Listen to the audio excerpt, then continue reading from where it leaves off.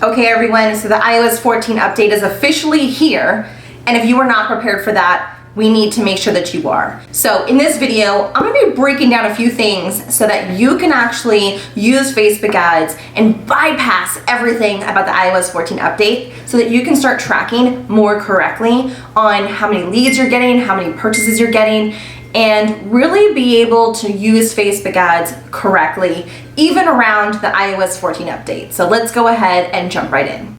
Don't forget to subscribe and hit the notification bell so that you can get notified every time a new video goes live and you are updated on all things online marketing, business, and Facebook ads. So the first thing I want to talk about is what is the iOS 14 update? Well, if you've been starting to use Facebook ads, you've probably seen it around and people have probably made you really scared about the iOS 14 update. But I don't want you to be scared. This is like GDP all over again when everybody starts to freak out, when we just have to make sure that we go around. We have to figure these things out as much as possible. So what you need to do are a couple little things, and I'm going to tell you a couple of things that are actually going to help you to make sure that you're using Facebook ads around the iOS 14 update. The iOS 14 update made it so that the Facebook app consumers and other apps to be able to decide if they want to either send the data to the app or not. As an advertiser, this means retargeting your ads will be more difficult and that you're tracking for the conversion objective to track less people.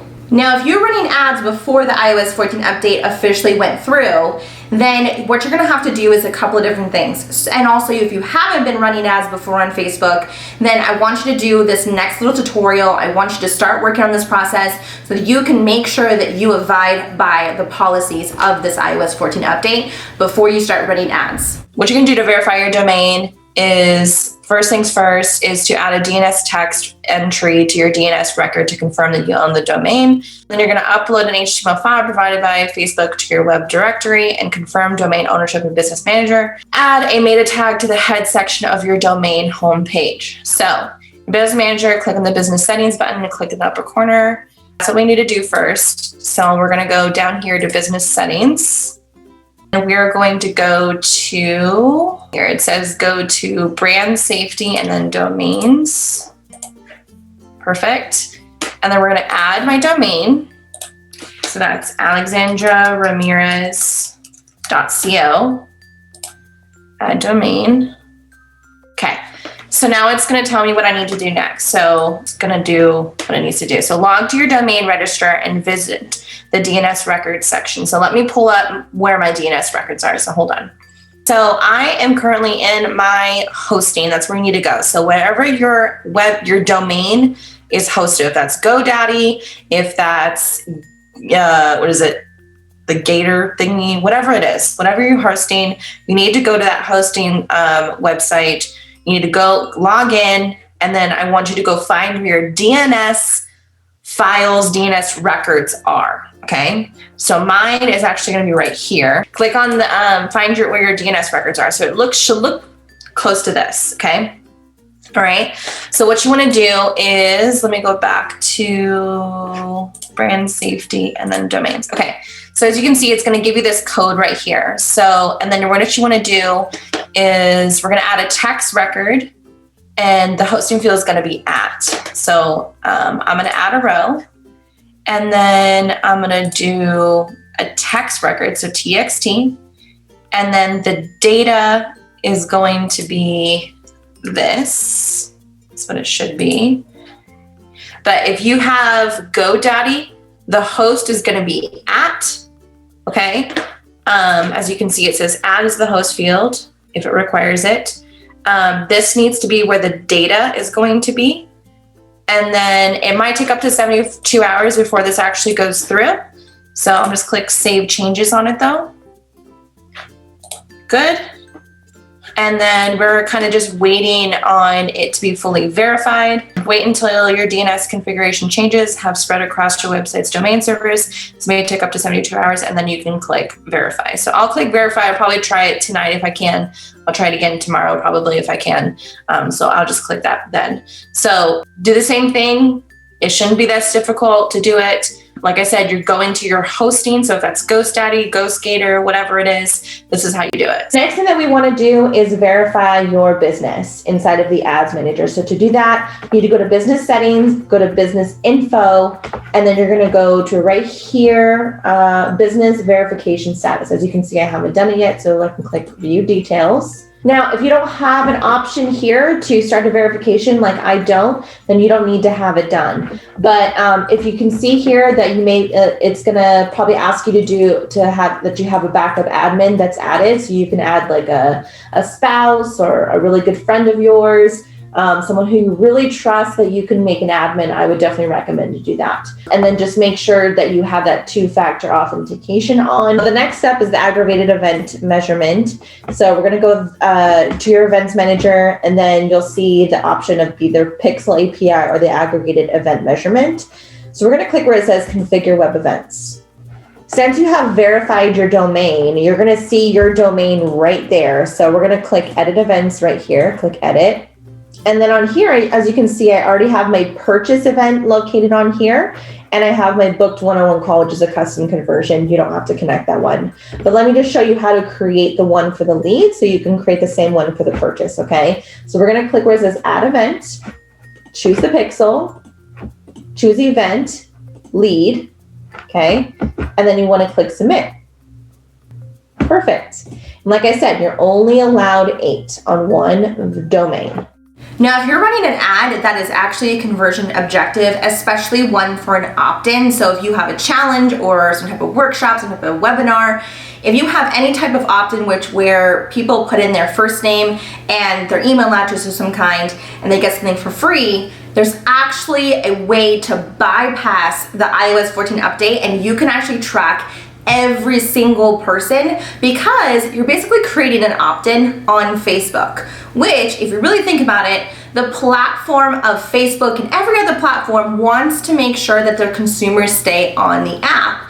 So this actually really helps Facebook in 2 different ways. It helps them with making sure that they're tracking every single person with the data, but it also makes sure that it keeps that person on the platform. So let me show you really quick on how to use this new objective that's really super amazing. I'm gonna show you how to connect it and everything. There's a couple of things that we need to do before we do anything else.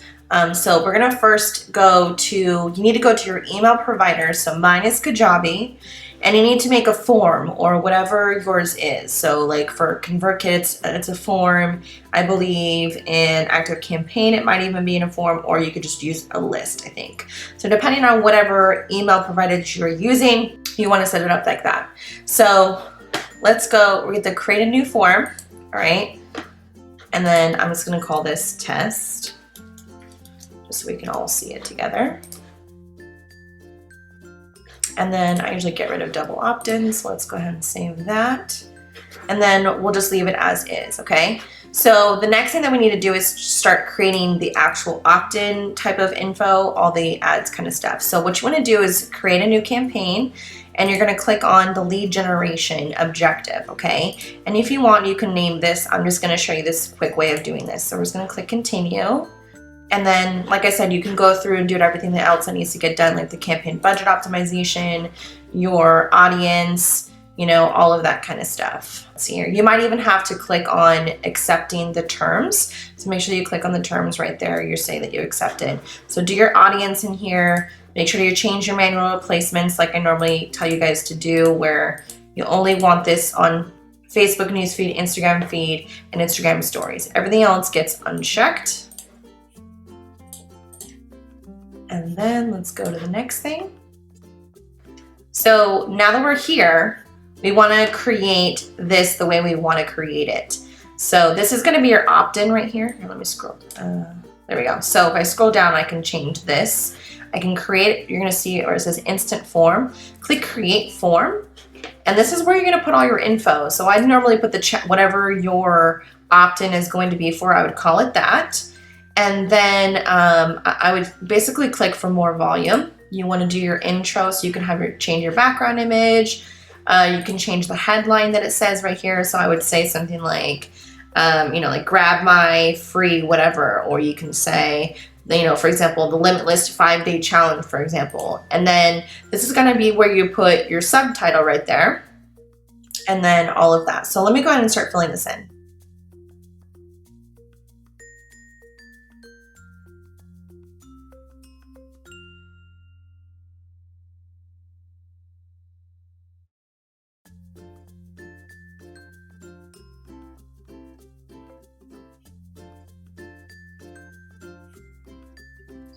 All right, and that is it for this. So obviously from here, you can obviously put the actual graphics that you're gonna put inside of there. You can put in the copy that's gonna go up here, your headline, so on and so forth. The next step that we need to do though is to go to Zapier, and you need to make sure that you get the pro version of it. Or I think they call it the premium version, I think. So make sure you have that, but we wanna make a Zap, okay? So let's go ahead and go through this. So just watch me step by step. I'm not gonna talk, but just go ahead and watch what I do.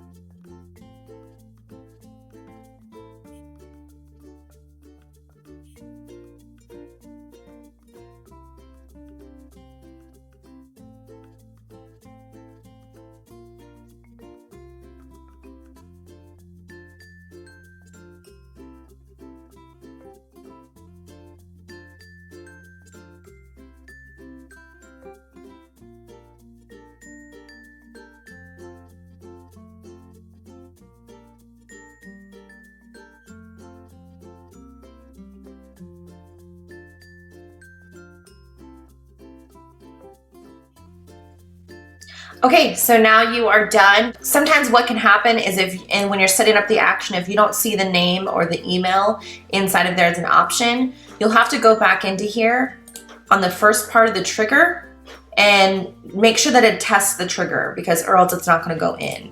So test the trigger and then you'll be able to set up the action inside of here. So that is it, and you just basically turn on your Zap, and then it should be able, when you click publish, it should be able to start putting in the people's name and email address into your actual email server. So that's it. So don't worry guys, this is perfectly fine. There's always a way to work around these things.